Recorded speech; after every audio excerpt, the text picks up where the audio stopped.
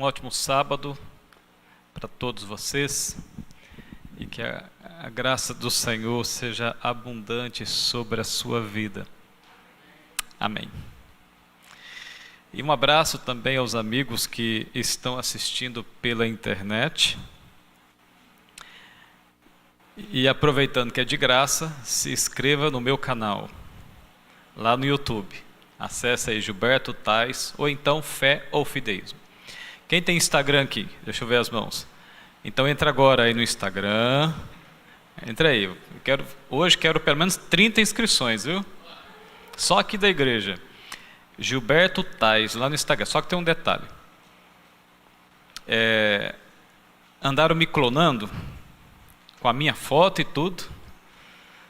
Então você vai encontrar lá Gilberto PR, Gilberto Tais Oficial. Você digita @Gilberto Tais, o Tais é THE, tá aí ó, ISS. Vai aparecer PR Gilberto Tais Oficial. Você vai ver uma foto de um rapaz muito elegante, bonitão. É esse mesmo. Pode entrar aí que você vai se inscrever e também acompanhar as postagens que a gente sempre coloca ali, tá bom? Mandar um abraço também para minha esposa, para minha sogra, meu sogro, minha cunhada, que podem estar assistindo nesse momento. Um grande abraço para vocês. Mandar um abraço também para os amigos e irmãos lá do Distrito Central de Fortaleza. Um grande abraço para vocês. Alguns deles já mandaram a mensagem aqui para mim, nós estamos aqui acompanhando. Então, um grande abraço a vocês, tá? E aproveita e se inscreva aí no canal A Palavra Revelada, não é isso? Esse canal é da Igreja Central? É do próprio evento. Ok, então aproveita e se inscrevam aí no canal A Palavra Revelada. Ok, aí no YouTube. Bom, amigos, o tema que vou apresentar agora, de antemão, eu já quero que vocês levem em consideração uma coisa. Quem começar a assistir, quem pegar a minha introdução, por favor, não saia. Não saia. Vai ser muito importante você assistir até o final, para que você não saia daqui com um pensamento diferente da proposta. Combinado? Se você sair daqui depois da introdução, aí eu não me responsabilizo pelo que você vai pensar a respeito do tema. E fiquem em paz, tranquilos, tá bom? Fiquem em paz, tranquilos. Por quê? Deixa eu fazer uma pergunta para vocês. É comum no mundo evangélico a seguinte afirmativa: de que o Velho Testamento foi abolido. Eu pergunto, eles estão certos ou estão errados? Quem acha que eles estão errados? Levanta a mão, deixa eu ver as mãos. Olha, temos bastante gente aqui. Então, para vocês, o Velho Testamento não foi abolido, né? É isso? E se eu falar para vocês que estão certos?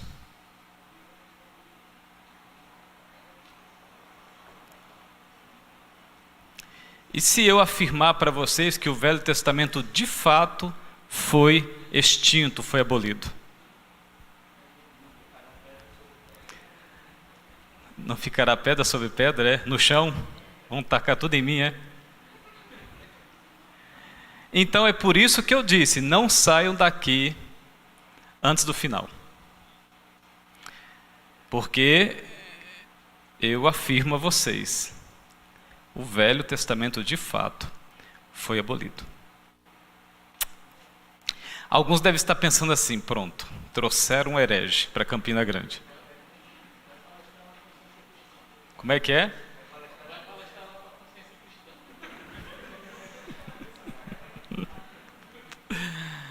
Pois, amigos, lamentavelmente, para muitos, o Velho Testamento de fato foi abolido.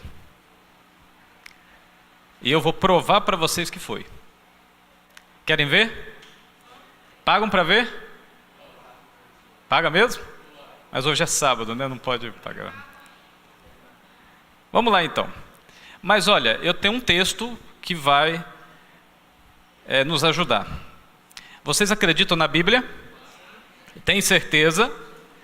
Então leia 2 Coríntios capítulo 3, verso 14.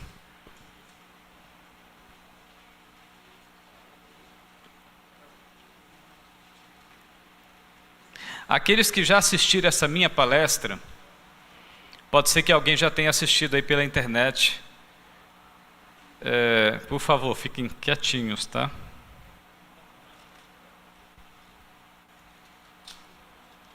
Segundo Coríntios capítulo 3, o verso 14. Todos abriram?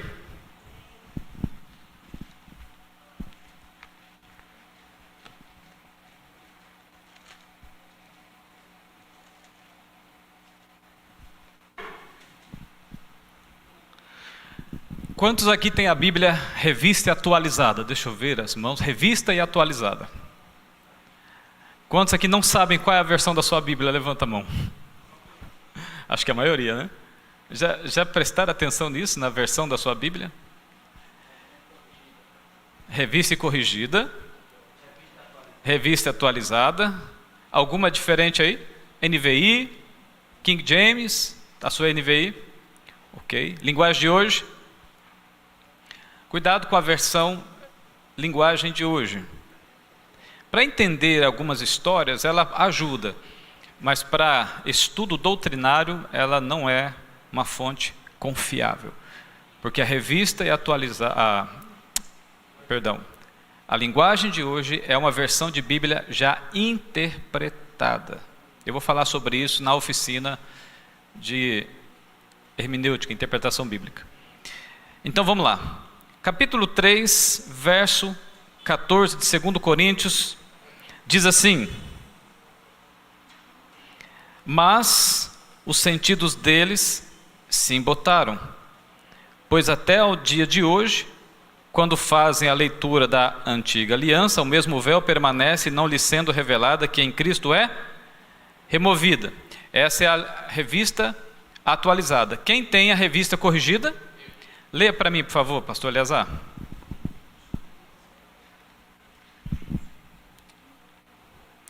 Mas os seus sentidos foram endurecidos, porque até hoje o mesmo véu está por levantar na lição do Velho Testamento, o qual foi por Cristo abolido.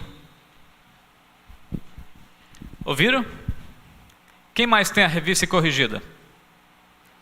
Você, não está desse jeito? Só para confirmar, é isso mesmo? Está assim na sua Bíblia? Tem certeza absoluta? Olha, a sua também? Não é assim? Então o que diz aí? Que o Velho Testamento foi abolido. Acredito na Bíblia? Olha, a principal característica do adventista do sétimo dia é que para ele a Bíblia é suficiente. Ela é absoluta na revelação da verdade.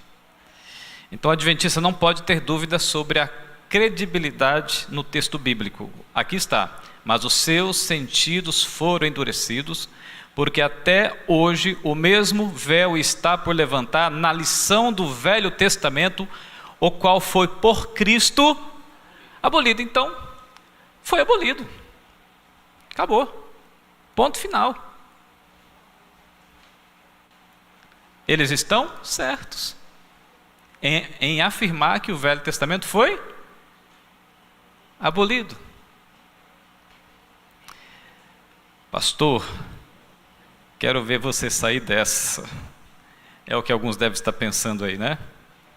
Mas olha, só para ter certeza absoluta, no grego está ali, ó, a palavra diáteques. Ela pode ser traduzida tanto como Velho Testamento, como testamento, quanto como aliança. Então a tradução corresponde, está correta. No grego é exatamente este o pensamento.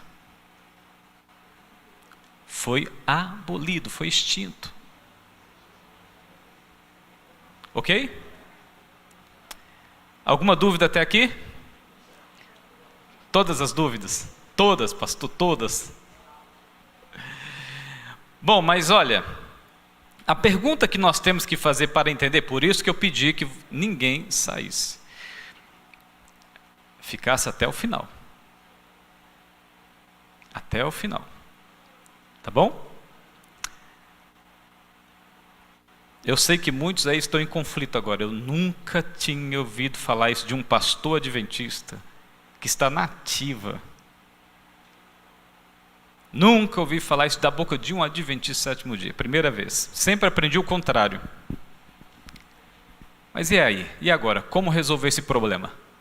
Se um evangélico apresentar esse texto para você e afirmar, olha aqui, ó, você não crê na Bíblia?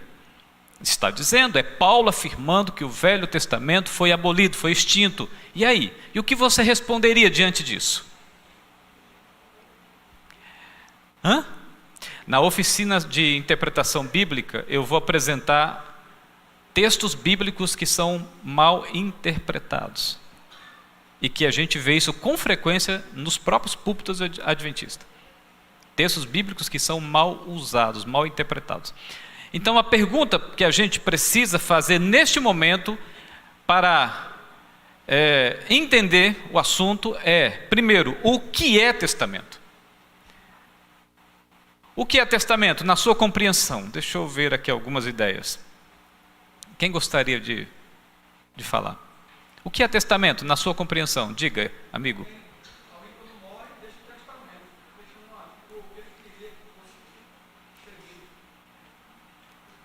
Exatamente.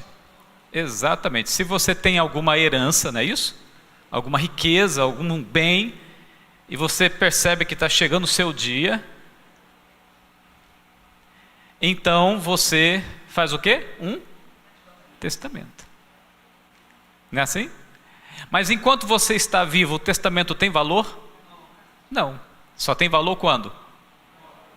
Por isso que é importante você não avisar a família.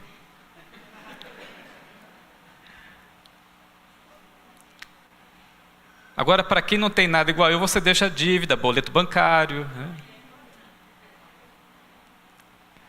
O que é testamento? Vamos lá.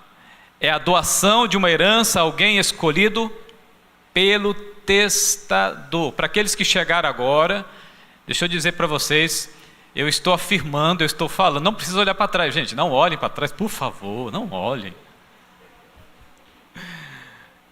Então, para vocês, é só para atualizar, para vocês entenderem o assunto, tá bom? Não é para chamar atenção não, fiquem em paz, tá?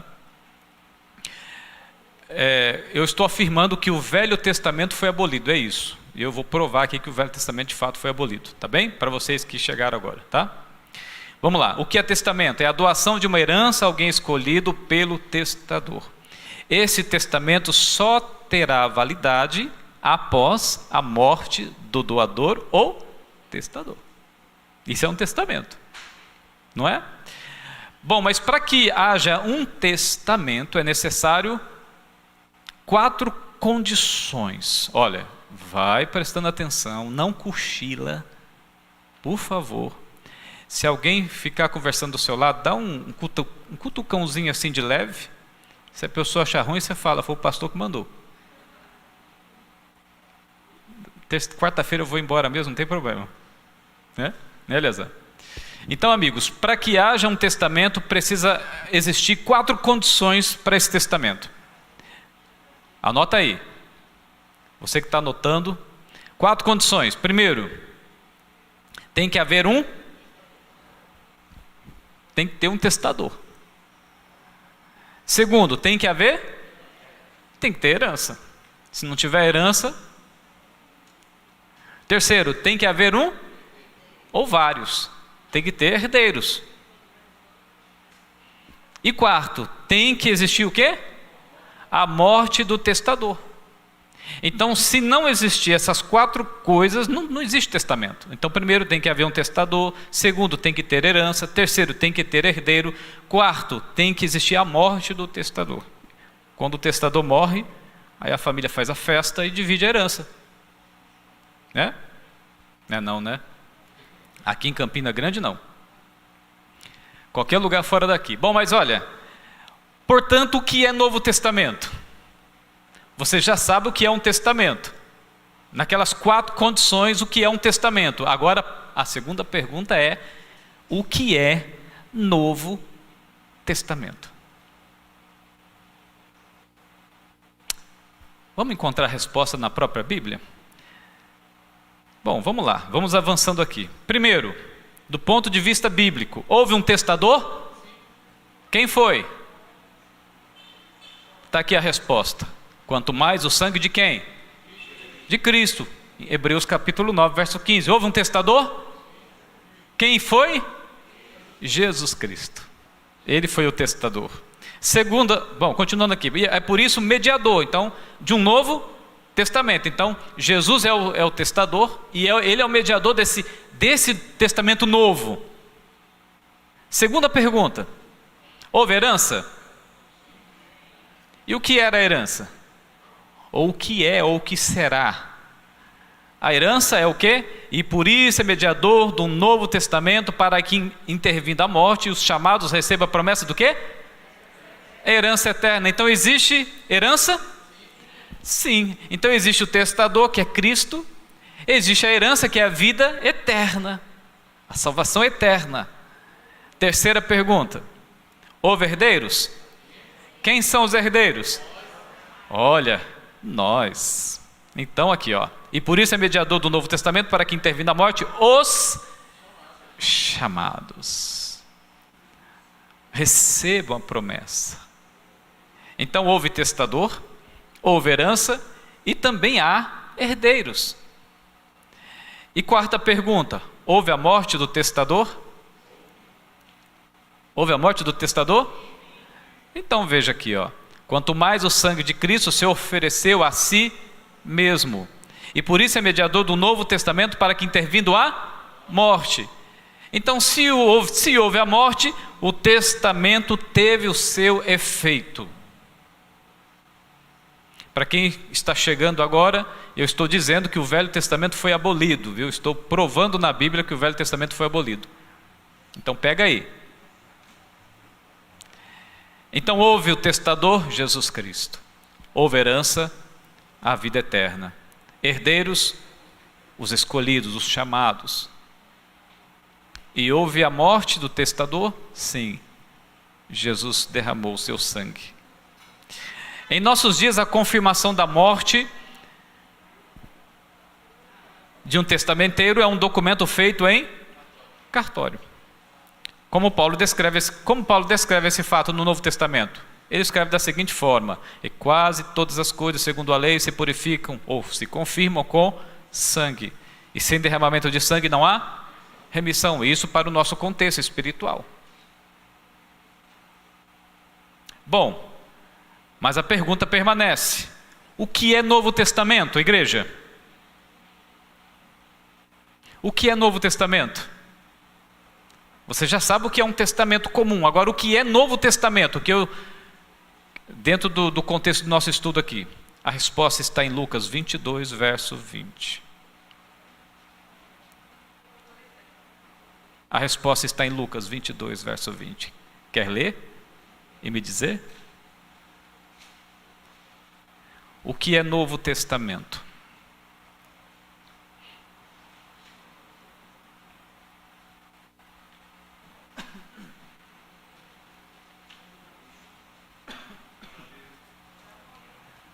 Encontraram aí a resposta? O que é Novo Testamento?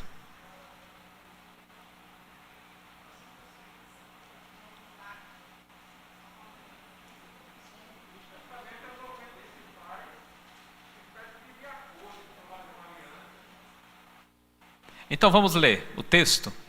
Veja aqui. Semelhantemente tomou o quê? Depois dizendo o quê? É o novo? No meu? Que é derramado? Pergunta: o que é Novo Testamento? Jesus levantou a Bíblia? O que ele levantou nas mãos? O que tinha no cálice? O suco, que representava o quê? Então o que é Novo Testamento? O que é Novo Testamento? O sangue de Jesus Cristo. não tem nada a ver com 27 livros do Novo Testamento. Receba. Entenderam, amigos? O que é Novo Testamento? Sangue de Cristo. E não livros da Bíblia. Ficou claro aqui? Não sou mais herege, né? Então vamos lá, está aqui, ó. Este cálice é o Novo Testamento no meu sangue. Jesus levantou o cálice com o suco que representava o seu sangue. Ele disse: este sangue é o Novo Testamento que faço com vós, ou por vós. Bom, mas olha aqui, fatos importantes, pega aí. Primeiro, naqueles dias, esses livros ainda não... Quando Jesus levantou o cálice e disse: esse é o Novo Testamento que faço com vós, os livros do Novo Testamento ainda nem sequer existiam. Segundo, no ano 200, no segundo século depois de Cristo, foi Tertuliano quem reuniu esses livros e os chamou de quê? De Novo Testamento, por analogia. Terceiro, na metade do terceiro século, esses escritos foram unidos aos demais, formando toda a Bíblia.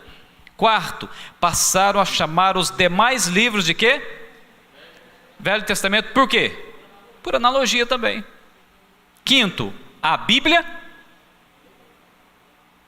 tem outro nome. A Bíblia tem outro nome.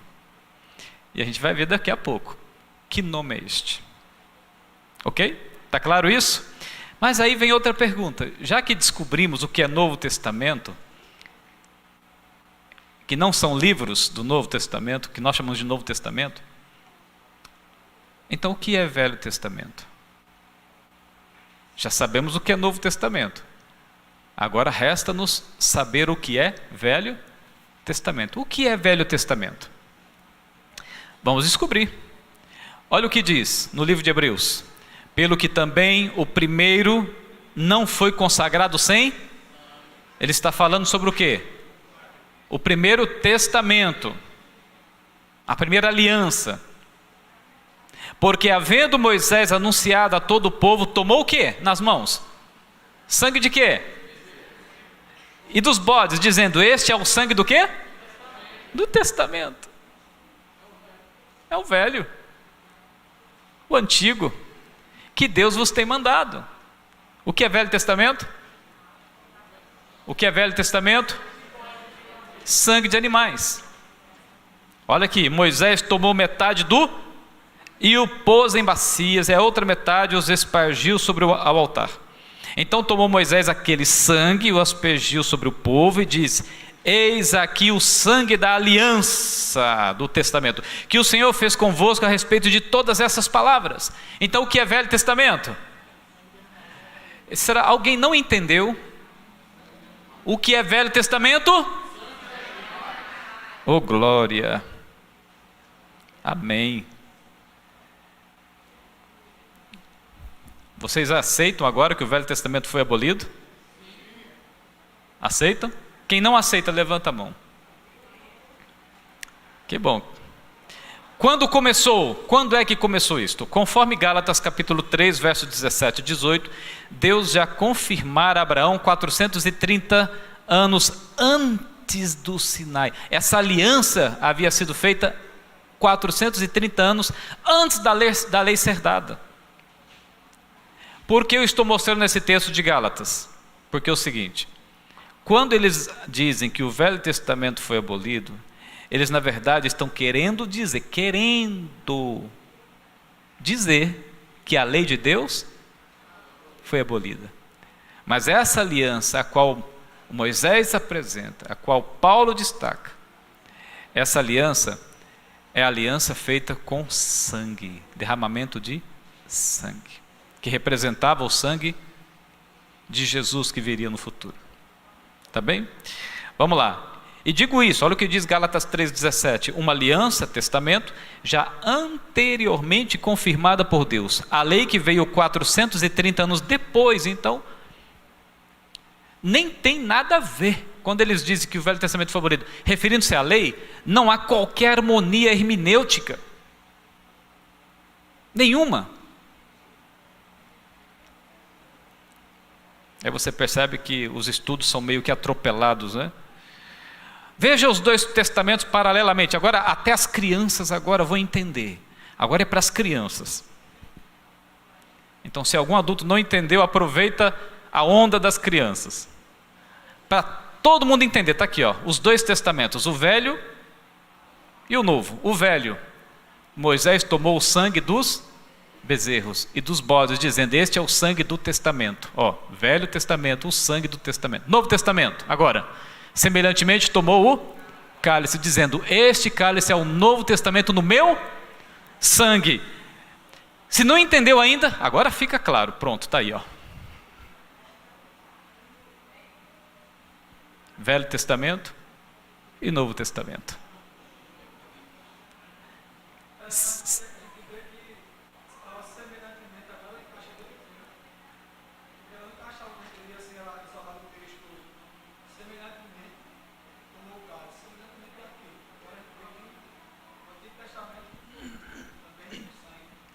Agora a peça do quebra-cabeça encaixou, né?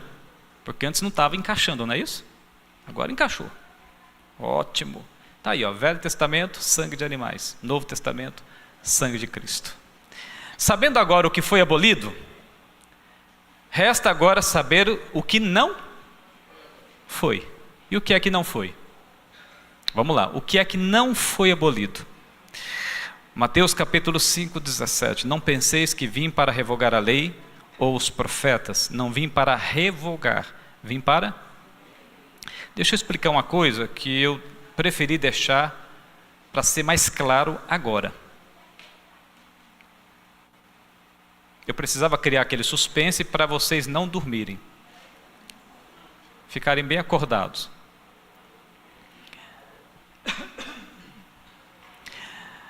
Primeiro, não existe separação de leis na Bíblia. As leis são um conjunto de 613 leis. Quando Paulo vai falar de lei, por exemplo em Gálatas, ele vai falar de toda a lei, de toda a Torá. Mas a gente faz essa separação para ter uma compreensão pedagógica. Lei cerimonial, lei moral, lei da dietética e lei civil. Não é isso que nós fazemos?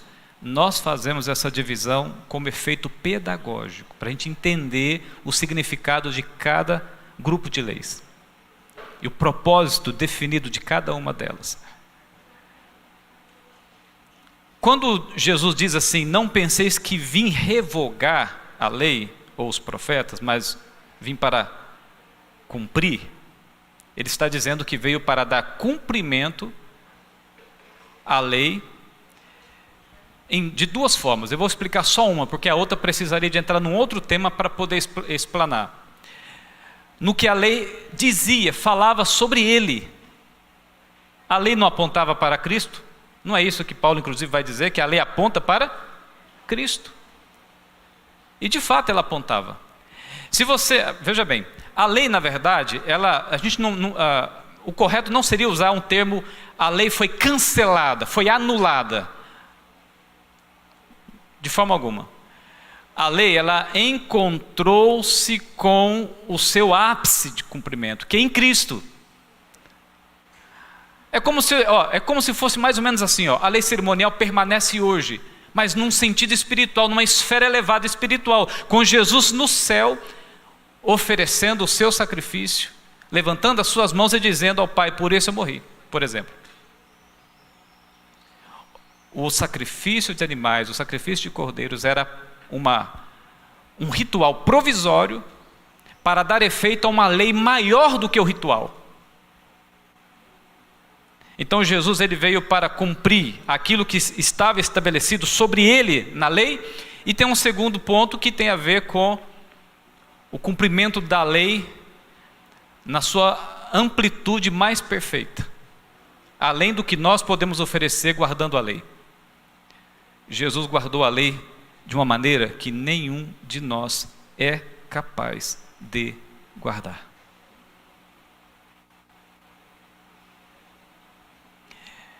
Só para não deixar uma poeira no ar, deixa eu fazer uma pergunta. É possível a gente guardar a lei? Sim ou não? Sim ou não? Deixa eu ver as mãos. Eu também creio, é possível guardar a lei. Se não fosse possível, a Bíblia não nos ensinaria a guardar a lei. Agora, segunda pergunta: é possível guardar a lei perfeitamente? Eu vou ilustrar para você entender. Como assim, pastor? Não entendi, peraí. Eu vou ilustrar para você entender. Suponha-se que o Matusalém tenha fumado durante 40 anos. E agora a gente na igreja faz... Fumou não, né? Não, né? Mas não dá, nem pode ser profecia que não dá mais tempo de você fumar 40 anos. Daqui a pouco, meu filho, já era. Então observe, faz de conta que o Matusalém é um fumante de 40 anos, fumando. 3 cartelas por dia. Então a gente faz um programa aqui de 5 dias para deixar de fumar, e o Matusalém deixa de fumar. Na semana seguinte, já faz uma semana que ele parou de fumar. Na semana seguinte, ele passa lá nos corredores da universidade estadual e sente o cheiro de cigarro em alguém passando. Eu pergunto, ele vai sentir vontade de fumar ou não vai? Ele vai ficar doido. E já vem a tentação, vou passar no mercadinho, quando sair daqui, para comprar um maço de cigarro. E ele sai da faculdade e passa em frente ao mercadinho, e agora aquele conflito. Eu estou com vontade, mas não devo. Eu estou com vontade, mas não devo. O desejo é grande, mas não devo. E por fim ele resiste bravamente, vira as costas para o mercado e vai-se embora. Eu pergunto, ele obedeceu à lei ou não? Sim ou não? Agora a segunda pergunta, ele obedeceu perfeitamente? Não, por quê? Porque o desejo ainda permanece no coração. É por isso que Jesus guardou a lei perfeitamente, porque nele não havia qualquer propensão para o mal. Então esse é o outro estudo, de repente a gente até faz ele amanhã, não sei, esse é outro assunto. Ficou claro para você? Vamos lá, deixa eu continuar aqui então. Os desejos do coração, os desejos maus do coração, as propensões para o mal é que maculam a nossa obediência, e por isso que, se não for pela graça... Deixa eu ilustrar de novo com um exemplo. Imagine um pano de chão. Você compra lá no mercado um pano branco. Branquinho, branquinho, branquinho. Aí você leva o pano branco de chão para casa. Aí chega em casa, você pega aquele pano branco de chão e você limpa, você enxuga o chão do banheiro, enxuga o chão da sala, da cozinha, do quintal lá, sei lá. Vai usando o pano branco. Como vai estar o pano daqui a um ano? Eu exagerei, é? Já está no lixo, é? Então, peraí. Depois de um mês, então, pronto, melhorou? Ok, pronto. Estou em paz com vocês agora? Ok, tá bom. Então você usa o pano branco durante um mês.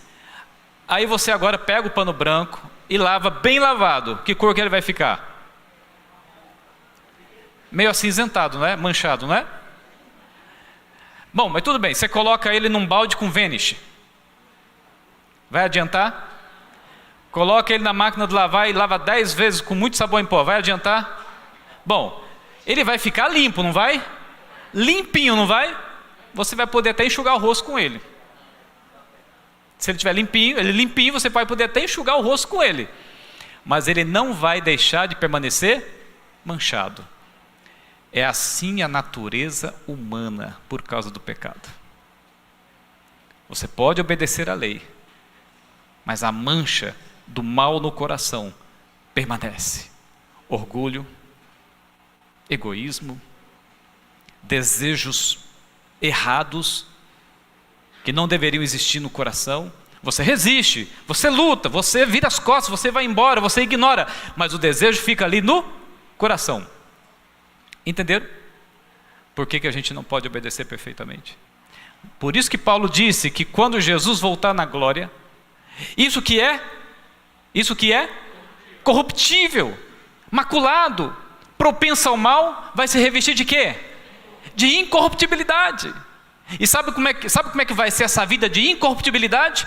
No Éden, por exemplo, antes de Adão cair em pecado, como era a natureza de Adão? Perfeita. Em que sentido? Isenta de propensão para o mal. Adão não tinha propensão para o mal. A tentação de Adão, sabe qual era? A tentação de Adão era de fazer o bem. Era de fazer o bem. Ele era tentado, violentamente tentado para fazer o bem. Mas depois do pecado, a natureza humana ela caiu, ela desceu do seu nível. Deixou de ser a imagem e semelhança de Deus para se tornar a imagem e semelhança do quê? De Satanás. É por isso que Jesus disse que o inimigo nada tem a ver, nada tem comigo. Porque em Jesus não havia nada que o culpasse. Agora Jesus, ele obedece perfeitamente essa lei. E segundo Ellen White, não sou eu que estou dizendo, Ellen White lá no Desejar de Todas as Nações, na página 762, ela vai dizer que nós somos aceitos e salvos, sabe pelo quê? Pelo mérito de Cristo, pela obediência de Cristo, não é pela nossa obediência, está lá, 762, pela obediência de Cristo e mais, pela perfeição de Cristo. Ficou claro? Pela perfeição de Cristo, pela obediência de Cristo, não é pela nossa, porque se fosse pela nossa, estaríamos perdidos para sempre. Não há um justo sequer, como diz Paulo em Romanos 3, verso 10, não há um justo sequer. E lá em Isaías 64, a nossa justiça é como trapos de imundícia. Veja bem, a nossa justiça, ou seja, o que temos de melhor. Ouviu? Pega aí o que você tem de melhor. De melhor. Lá diz que é como trapo de imundícia. Pastor, mas como é que a Bíblia chama a gente de justo? Como? Eu sou justo? Você é justo? Eu não sou. Mas Ele, no mérito dEle, na graça dEle, Ele me torna justo. No mérito dEle, na obediência dEle, etc. Bom, esse é outro assunto, eu só quis explanar um pouquinho mais para ninguém sair com dúvida daqui, tá? Então diz aqui, o que não foi abolido? Destes 2 mandamentos depende toda a lei e os profetas. Então a lei não foi abolida. O que não foi abolido? E é mais fácil passar o céu e a terra do que cair um tio sequer da lei. Depois, por que então chamamos esses livros de Velho e Novo Testamento? Por quê? Por quê? A resposta está aqui. Para não dizerem que isso é coisa de adventista, eu trouxe uma enciclopédia não adventista, da CPAD, da Casa Publicadora das Assembleias de Deus. Antigo Testamento, conjunto dos livros bíblicos anteriores aos Evangelhos. Tertuliano e Orígenes, no século II, deram esse título, baseado em 2 Coríntios 3,14, ao primeiro e maior das 2 divisões da Bíblia. É a antiga aliança, ou pacto entre Deus e os homens antes da vida de Cristo. Quem é que deu o nome de Velho e Novo Testamento na Bíblia? Tertuliano. Foi Jesus? Foi Cristo? Foram os profetas? Foram os apóstolos? Foi quem? Tertuliano, no segundo século. Qual é o verdadeiro nome da Bíblia? Está aqui, Marcos capítulo 12, verso 24. Errais por não? Escrituras. Examinai as Escrituras. Toda é divinamente inspirada. E a Escritura não pode ser anulada. Oráculos de Deus, palavra de Deus. Oráculos de Deus, como diz em 1 Pedro 4, verso 11. Pastor, mas é pecado chamar de Velho e Novo Testamento? Não. Você pode chamar, sem problema. É o nome que se conhece hoje os livros, desde que você tenha a compreensão correta. Não tem problema nenhum, tá bom? Quando alguém chamar Velho, Novo Testamento, até mesmo eu sempre falo Velho Testamento, Novo Testamento, porque é a maneira como as pessoas conhecem. Não tem problema, desde que a gente saiba qual a compreensão correta. Tá bom? Observações. Paulo disse que o Velho Testamento foi abolido, e não? Segundo, o mesmo Paulo que disse que o Velho Testamento foi abolido, também disse, assim sirva ao Deus de nossos pais, crendo em tudo quanto está escrito na lei e nos profetas. Então Paulo acreditava na lei e nos profetas. Continuando, evidências bíblicas de que Deus não muda, para a gente poder fechar o assunto. Eu sei que tudo que Deus faz durará eternamente, nada se lhe deve acrescentar e nada se lhe deve tirar, e isso faz Deus para que haja temor diante dele. Porque eu, o Senhor, não mudo. Por isso vós, ó filhos de Jacó, não sois consumidos. Eu me lembro que eu estive fazendo um trabalho missionário no sítio, e tinha uma comunidade de evangélicos ali, e eu fui lá, mas eu não ia para discutir, debater, eu ia para ler um texto da Bíblia e orar com as pessoas. Mas tinha um senhor lá, um rapaz, que era presbítero numa determinada igreja, e ele me puxou para o debate ali na frente de todo mundo. Eu disse, olha, eu não estou aqui para isso. Não, mas porque vocês adventistas, porque dizem isso e aquilo. Eu falei, olha, tudo bem, vamos conversar então. Nisso começou a juntar um monte de gente ao redor. Aí ele disse assim, esse negócio de lei, a lei foi abolida, foi extinta, a lei. Eu disse, olha, na minha Bíblia não diz isso não. Quer ver? Abri a Bíblia e li Malaquias 3, verso 6. Eu, o Senhor, não mudo. Aí ele disse, muda. Na frente de todo mundo, né? Falei, olha amigo, eu vou ler de novo, eu acho que você não entendeu. Porque eu, o Senhor, não mudo. Ele, muda. Eu falei, olha, companheiro, abra sua Bíblia, por favor. Eu gostaria que você lesse na sua Bíblia. Ele abriu e todo mundo olhando. Agora leia para a gente, por favor. Aí ele leu. Porque eu, Senhor, não mudo. Mas mudou. Eu disse assim, então nós temos um problema muito sério. Alguém é mentiroso aqui.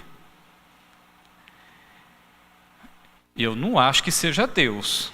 Você acha? Porque é Deus dizendo eu, em primeira pessoa. Não é o profeta dizendo. É na primeira pessoa. Eu disse, olha o texto, está dizendo eu, o Senhor, não mudo. Você vai continuar chamando Deus de mentiroso? Aí ele se calou. E eu não gosto, sabe, desse tipo de coisa. Eu rapidamente reconduzi o assunto para não ficar aquela coisa chata, né, de disputa e tal. Mas depois eu me lembro que na semana seguinte, algumas pessoas que estavam na roda me viram na cidade, na rua, me pararam e falaram assim, olha, eu gostei daquilo lá, viu? Eu entendi, obrigado. A verdade é soberana. Ela predomina sobre a mentira. Toda a boa dádiva e todo dom perfeito é lá do alto, descendo do Pai das luzes, em quem não há mudança e nem sombra de variação. Opa, o que eu fiz aqui? Observações. Se Deus disse que a sua palavra é eterna, podemos confiar? Isaías 40, verso 8. E é Antigo Testamento, tá bom? Entre aspas, viu? 4 minutos simbólicos. Simbólico? Literais. Eita. Aí eu termino. Se Deus diz que a sua palavra é eterna, podemos confiar. Isaías 40, verso 8, é um texto clássico, e diz o quê? Seca-se e murcha o quê? Mas permanece quando? Para sempre, eternamente. E é Antigo Testamento. O profeta lá, nos escritos antigos, dizendo: a palavra, o que sai da boca de Deus é eterno e ponto final, acabou. Ao mesmo tempo, é uma profecia incondicional, porque está apregoando uma eternidade de algo, uma profecia incondicional, contínua e eterna. É uma profecia eterna, de cumprimento eterno, constante. Se Deus disse que sua lei permanece para sempre, podemos confiar? Está em Salmos 111, versos 7 e 8. Falando sobre a lei de Deus, soubeste que a fundaste para sempre. Falando sobre a lei de Deus. Terceiro, se Deus disse que o sábado é um sinal para sempre, podemos confiar? Está lá em Êxodo 31, verso 15, é um sinal para sempre. Quarto, não tem quarto não. Deus também afirmou que não devemos acrescentar ou tirar algo da Escritura. Nada acrescentareis à palavra que vos mando, nem diminuireis, nem para mais e nem para menos. Tudo que eu vos ordeno observareis, nada lhe acrescentarás e nem diminuirás. Eu sei que tudo que Deus faz durará eternamente, nada se lhe deve acrescentar e nada... Lembra que eu comentei ontem? Um pensamento, quando ele é repetido muitas vezes no hebraico, é porque é Deus querendo chamar a nossa atenção. Ele está dizendo: isso aqui é importante, guarda aí, é importante. Então, se alguém chegar lá no dia do juízo e falar assim: não, Senhor, eu entendi dessa maneira, tudo bem, olha aqui, quantos textos bíblicos? Não é possível que você não passou os olhos pelo menos em um. Opa, volta aqui, volta. E eu, irmãos, deixa eu voltar só mais um slide, eu já encerro. O apóstolo Paulo nos aconselha a não ir além do que está escrito. É o texto de Coríntios, capítulo 4, verso 6. E eu, irmãos, apliquei estas coisas, para que em nós aprendais a não ir além do que está escrito. Não ir além do que está escrito significa buscar as respostas na própria, permitir que ela contextualmente dê as respostas. Todavia, a Escritura precisa ser lida e entendida segundo a lente do quem? De quem? De quem está lendo? É de quem está lendo? É na visão de quem? Do escritor. Do escritor. E interpretada com critérios coerentes. Tá bom? Por que eu termino com essa frase aqui? Pelo seguinte: porque hoje existe a Bíblia feminista, a Bíblia LGBTista, a hermenêutica feminista, a hermenêutica da conveniência, que eu vou chamar desse jeito, da conveniência. Todos eles interpretando a Bíblia à luz de quem lê. À luz de quem lê, não à luz de quem escreveu. E tem muito adventista caindo nessa armadilha. Fica aqui meu alerta. Na terça-feira eu vou encerrar com um tema e eu vou voltar nesse assunto. Ainda é possível acreditar que haverá uma lei dominical? Porque está cheio de adventistas dizendo que não. Que lei dominical era uma profecia condicional para o tempo de Ellen White. E que não tem espaço escatológico para os dias finais. Está cheio de adventistas dizendo isso por aí. Então nós vamos na terça-feira esclarecer isso, se ainda é possível. E você vai perceber que sim. Que Deus abençoe. Obrigado. Agora é o dia do juiz, agora é? Bom, irmãos, feliz sábado para quem não chegou cedo. Quem gostou, levante a mão e diga amém. A você aí de casa, nosso respeito, nosso abraço, nosso carinho. Muito obrigado por nos acompanhar, espero que tenham gostado. Se você desejar participar, encaminhe alguma pergunta através aí das redes sociais, a equipe vai fazer chegar a pergunta aqui e a gente repassa para o pastor, passa o seu contato e nós iremos tentar, através do pastor, encaminhar uma resposta para a sua inquietação ou para a sua dúvida.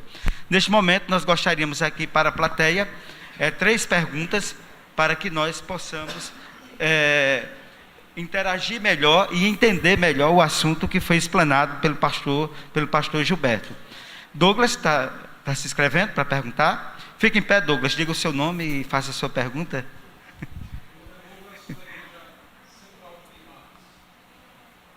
Pastor, o senhor falou em algum momento, na verdade foi um parênteses, mas o parênteses na verdade gerou dúvidas. Gerou dúvidas não, na minha cabeça já está consultado, mas enfim. Filipenses no capítulo 3, versos 12 a 15, é exposto lá, inclusive o pastor Eliazar nesses últimos dias também falou sobre esse texto, o pastor Bulhon também fala sobre esse texto, em 2 níveis de perfeição. A perfeição absoluta, que vai ser nos concedida com a glorificação, e a perfeição dentro do plano humano, que seria, dentro de um contexto conceitual, uma perfeição relativa. Uma perfeição relativa. Em relação à perfeição absoluta que vamos obter na glorificação, e aí o próprio nome já diz, vamos obter a perfeição absoluta na glorificação. Mas deu a entender que nós não somos capazes de atingir a perfeição e não somos capazes de obedecer à lei de Deus. Eu tenho vários textos do Espírito Profecia, pelo menos 8 textos bíblicos que nos exortam à necessidade da santificação. 1 Tessalonicenses 5:23, dentre outros.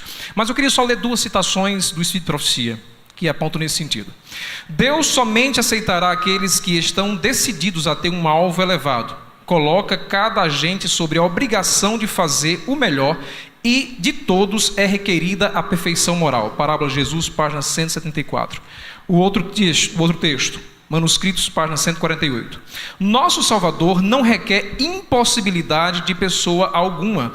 Ele não requer de seus discípulos coisa alguma para cuja realização não esteja disposto a conceder a graça e força.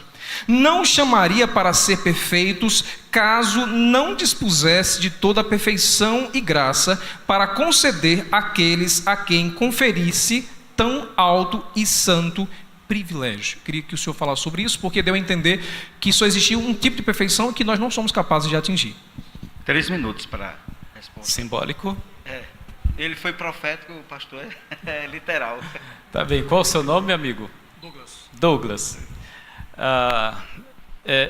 Eu não tenho como lhe responder assim em 3 minutos isso, porque assim, talvez eu aborde esse assunto na segunda, amanhã à noite, né? Amanhã à noite, eu pretendo, o tema de amanhã à noite vai ser a suficiência da graça e a insuficiência da cruz.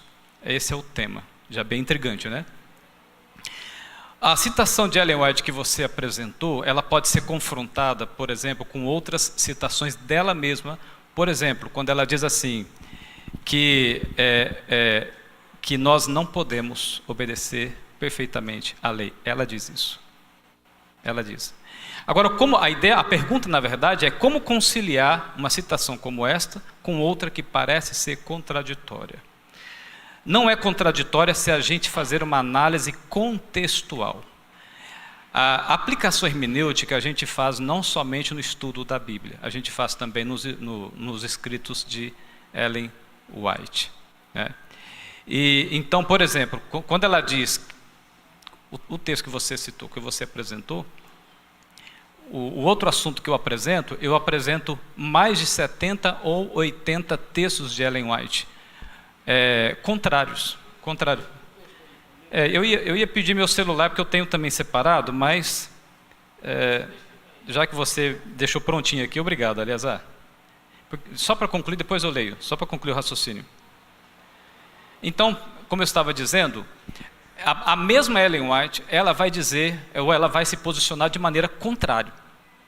O que não podemos fazer é, por exemplo, uma pessoa pegar todas as citações dela que favorece o pensamento de, por exemplo, que não é possível obedecer à lei, e ignorar aqueles em que ela diz que é possível. Por outro lado, também a outra pessoa não pode ser desonesta em pegar as citações dela que falam que devemos obedecer perfeitamente, ignorando as demais onde ela tem um pensamento contraditório, ou aparentemente contraditório, o que é o correto a ser feito. É isso que pouca gente faz, Douglas. Talvez por não conhecerem critérios de interpretação. Na escola, porque tem gente que demoniza a interpretação. Um dia desse, um rapaz, um adventista mesmo, disse assim para mim: esse negócio de hermenêutica é coisa do diabo. Aí eu perguntei: você não estudou português na escola? Lá você aprende a fazer interpretação de texto. É do diabo? Hermenêutica é a interpretação do texto, que faz uma análise, uma avaliação de acordo com o contexto. Percebe? Então o que muita gente faz é exatamente isso. Pega um texto isolado, que na teologia a gente vai chamar de texto-prova, onde a pessoa pega aquele texto e parece que na cabeça da pessoa parece que aquele texto é o único sagrado, é o único que foi revelado em primeira mão do trono de Deus. Os outros parece que são de segunda categoria, de segunda revelação. Então só estou fazendo essa introdução para a gente levar em consideração isso, porque não adianta pegar um texto, mostra outro, se a gente não entender o cerne da questão, da discussão. O Eleazar puxou aqui para mim. Se eu fosse pegar o meu, ia demorar um pouquinho para achar. Vamos lá. Era possível a Adão, antes da queda, formar um caráter justo pela obediência à lei de Deus, antes da queda. Mas deixou de o fazer. E devido ao seu pecado, nossa natureza se acha decaída. E é nesse contexto em que eu falei, só corrigindo uma fala que você apresentou. Você disse assim, que você disse que não é possível guardar a lei. Eu não disse isso. Eu disse, não é possível guardar perfeitamente a lei. Eu deixei bem claro isso. Continuando aqui, mas deixou de o fazer. E devido ao seu pecado, nossa natureza se acha decaída. E não podemos tornar-nos justos. É o que Paulo descreveu em Romanos 3, verso 10, por exemplo. Visto como somos pecaminosos, profanos, e Paulo em Coríntios vai chamar a gente de ímpio, e está falando do justo, vai chamar a gente de ímpio, profanos, não podemos obedecer perfeitamente uma lei santa. Não possuímos justiça em nós mesmos. Aí vem o pensamento de Isaías 64, que a nossa justiça é como trapo. O melhor que nós temos é como trapo para Deus. É aí que entra o papel da graça. Não possuímos justiça em nós mesmos, com a qual pudéssemos satisfazer as exigências da lei de Deus. Então, só reprisando, não podemos obedecer perfeitamente a uma lei santa. Ellen White é a mesma autora do texto que você apresentou. Por isso que eu fiz essa introdução contextual. A gente precisa estudar Ellen White da maneira como estudamos a Bíblia, levando a sério critérios de interpretação. A gente aplica hermenêutica nos próprios escritos de Ellen White. Porque o que é hermenêutica? Só para fechar essa resposta, tá bem? Porque o tempo já acabou. O que é hermenêutica? Eu traduzo hermenêutica da seguinte maneira. Hermenêutica, obrigado, pastor Eleazar. Isso é uma benção, viu? Isso é uma benção. Eu traduzo a hermenêutica da seguinte maneira. Hermenêutica no contexto espiritual, hermenêutica é Deus impedindo o ser humano de interpretar a Bíblia ao seu bel prazer, a sua maneira de pensar, as suas concepções pessoais, preconcepções pessoais. A hermenêutica tenta proteger o texto da minha interferência, de colocar o meu pensamento no texto, de colocar os meus sentimentos no texto, de colocar as minhas impressões no texto. Quem segue criteriosamente a regra de interpretação, você cria uma redoma, uma muralha em torno do texto para a gente não interpretar o texto com a nossa influência. Tá bom? Ok. Tem não, mas a misericórdia de Deus é maior do que a nossa. Só uma questão que foi enfatizada justamente no debate, inclusive o senhor participou na live que foi feita. Ficou bem claro naquela live, o pastor Eleazar deixou isso bem claro, 2 níveis de perfeição. A sim, perfeição verdade. Absoluta, foi o que eu falei, a perfeição absoluta e a perfeição relativa. O que ela chama a atenção aqui é a perfeição relativa dentro daquilo que o ser humano pode dar. E não a perfeição, Deus não, inclusive o próximo texto deixa claro, que Deus não vai pedir algo que o ser humano seja incapaz de oferecer. Mas o que ela, justamente, a perfeição que ela pede é a perfeição que nós podemos ofertar. O que os irmãos podem muitas vezes estar pensando é justamente que eu não posso chegar a esse nível de perfeição, não o absoluto, mas o relativo que ela chama a atenção no texto. Me deixa eu gastar um tempinho Um mais minuto aqui, de misericórdia. por favor. Mas é simbólico, né? Douglas, eu entendo o seu ponto de vista e eu encaro isso como um zelo. E você está certo em ter o zelo, isso é importante. Tá bem? A gente não pode pender por liberalismo, isso é fato, tá bem? Fique claro isso, acho que a preocupação dele é exatamente essa, é uma preocupação minha também. É nossa também, do Eleazar também. Em Filipenses, quando Paulo retrata, quando fala das duas perfeições, ele fala exatamente uma perfeição, mas eu não vou chamar perfeição relativa. Essa palavra é muito perigosa. Eu vou dizer perfeição da maneira como Ellen White descreve, na nossa esfera humana. Ellen White fala, Jesus na dele e nós na nossa. Então eu vou usar esse termo, é melhor do que a expressão relativa. Então Paulo está falando de dois tipos de perfeição. Uma perfeição que eu alcanço diariamente com renovação de vida, transformação do coração, deixando de ser orgulhoso, deixando de ser egoísta, entenderam? É uma luta diária, constante, ascendente, e vai até o fim desse jeito. E a segunda perfeição que Paulo fala é a perfeição que a gente vai alcançar quando houver o dia da glorificação, como você mesmo mencionou. Ok? Estamos em paz? Rapidinho, só concluir.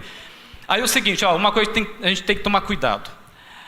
Não se interpreta a palavra perfeição na língua hebraica ou grega com os critérios linguísticos da nossa cultura. Se você for ao dicionário, na nossa cultura, a palavra perfeição, sabe o que significa na nossa cultura linguística? A palavra perfeição significa quando você chega no limite, não tem mais nada a crescer. Gente, no limite, só Deus. O conceito exato, sim. Perfeição plena, absoluta, nem os anjos do céu. Somente Deus. Satanás pretendeu isso. E caiu. Então nós temos que analisar o conceito de perfeição na cultura linguística, o conceito de perfeição na cultura semítica, na cultura hebraica, tá bem? Que lá o significado, o sentido é outro, diferente da nossa cultura. Sim, de obediência, foi o que eu falei. Obediência, não perfeita, como Ellen White mesmo descreve. Mas nós podemos e devemos obedecer, sem sombra de dúvida. Na nossa esfera, exatamente, por causa das limitações que a natureza impôs, por causa do pecado. Irmão, seu nome e a sua pergunta, 1 minuto para a pergunta. 1 minuto, rapidão, objetivo. Tá, joia. Eu fiquei muito feliz em estar aqui hoje. A gente de passagem, viagem para o aqui. Seu nome, meu querido irmão? Leandro, a gente vem de Caruaru. Caruaru, Pastor, bem. eu ouvi algo muito especial aí, muito coerente. O senhor falou que a lei ali dos 613 não se subdividem. É real. E que a gente, didaticamente, trabalha com civis, cerimoniais, dietéticas e a moral. Ótimo. Eu posso dizer, então, que essas leis não passaram. Aquela divisão lá do Antigo e Novo Testamento, de fato, não existem biblicamente. Só a questão do testamento em si, o sangue de animais, o sangue de Cristo. Se eu entendi bem, e o senhor já pode sinalizar aí, essas leis, elas continuam vigorando, pelo que o senhor falou. Só que elas passaram ali, por exemplo, a cerimonial, ela não foi abolida. Jesus a cumpriu ali e hoje ela continua acontecendo, só que em um plano espiritual, onde Jesus faz em algo, um santuário erigido por mãos do próprio Senhor, onde ele me ministra. Certo? As dietéticas, nós adventistas também continuamos dizendo, é para seguir ainda. A moral também. E eu fiquei agora na dúvida, e a civil?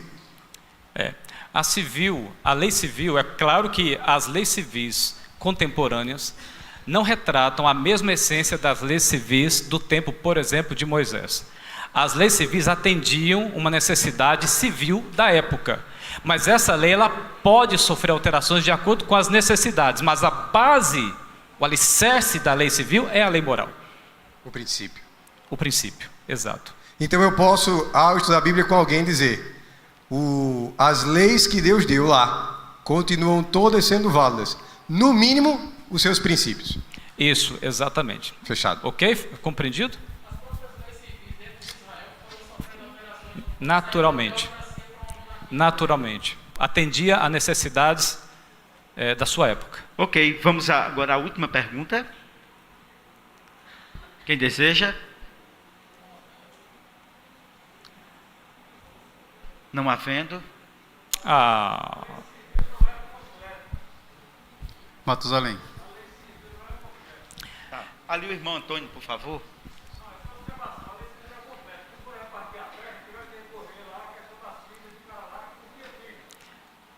é como eu disse, a lei civil ela atendia uma necessidade específica da sociedade, do viver em comunidade.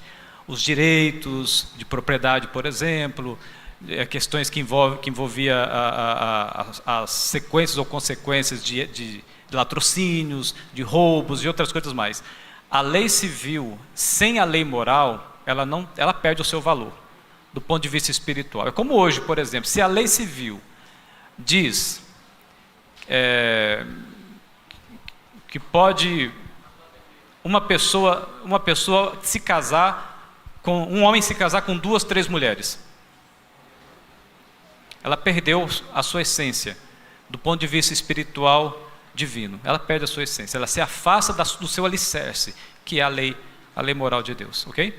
Obrigado. Ok, vamos ficar em pé, pedir ao pastor para fazer uma oração. Josias, tem alguma coisa a acrescentar? Não, eu só queria fazer Uma pergunta? pergunta que é uma pergunta que talvez para nós tenhamos entendimento, mas quando você diz da questão da natureza de Cristo, que ele não podia ser tentado, e depois disse que ele foi tentado em todas as coisas.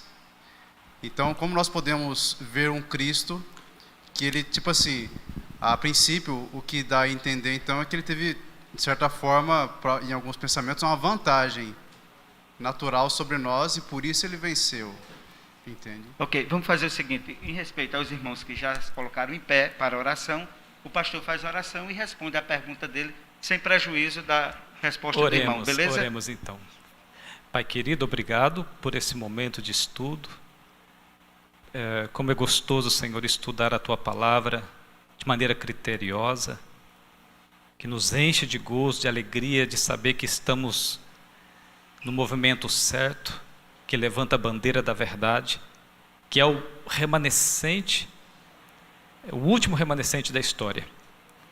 Obrigado, Pai querido.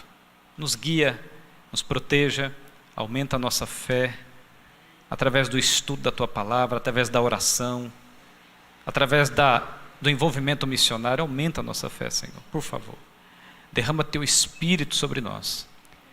É para a Tua honra e glória que pedimos, em nome do Senhor Jesus. Amém. Resposta bem rápida. Em Hebreus, Paulo diz que Jesus foi tentado em todas as coisas, não é? Foi o pensamento que você levantou. Isso está lá em Hebreus. Bom, amigos, uma pergunta para a gente só provocar um pouco mais de curiosidade sobre o que ele mencionou. Lá em Hebreus, Paulo afirma que Jesus foi tentado em todas as coisas. Eu pergunto, ele foi tentado como uma mulher é tentada? Então, como ele foi tentado em todas as coisas? Isso. Ele foi tentado como um idoso? Como um idoso ele foi tentado? Não, ele não era idoso. Vamos lá. Ele foi tentado como um homem casado? Não era casado. Então, qual o significado? O que Paulo está querendo dizer? O que Paulo está querendo dizer? Você que disse. Repete para a gente. Jesus, na tentação dos desertos, ele experimentou todas as tentações em categorias e impressões, só que a proporcionalidade foi muito mais intensa do que qualquer ser humano pudesse. Isso. Então veja, se Ellen White afirma que em Cristo não havia propensão para o mal, por exemplo, Jesus foi tentado a olhar para uma mulher? Não. Ele disse, o homem que olhar para uma mulher e desejar, cometeu pecado. Jesus cometeu esse pecado? Jesus era tentado a roubar porque estava com fome? Não. Pelo contrário. A tentação de Jesus era sempre em fazer o bem. Vou usar esse termo, só para parafrasear. Então a tentação de Jesus era em que nível, em que circunstância? Em especificidade de tentação? Não. Mas em abrangência, em princípio de tentação. E Jesus foi tentado muito mais do que qualquer um de nós. Por exemplo, quando ele esteve lá no deserto, o diabo falou assim, tudo isso te darei. Por que o diabo não ofereceu para eles, por exemplo, trazendo para os nossos dias, por que não ofereceu para ele R$500? Um salário melhor na empresa? Uma função melhor se você trabalhar no sábado? Por que o diabo não ofereceu esse tipo de coisa? Um carro, eu te dou um carro se você largar a mão desse negócio. Porque o diabo sabia que ele era o rei do universo. A gente cai por besteira, muitas das vezes, não é verdade? Mas o diabo sabia que precisava de um trunfo muito maior nas mãos, porque ele sabia com quem estava lidando. E mesmo assim Jesus não caiu, de forma alguma, tá bom? Tem mais a falar sobre esse assunto, viu? Mas o tempo não permite, tá bom? Tem um estudo sobre isso, depois a gente pode até passar para vocês. Até mais, obrigado.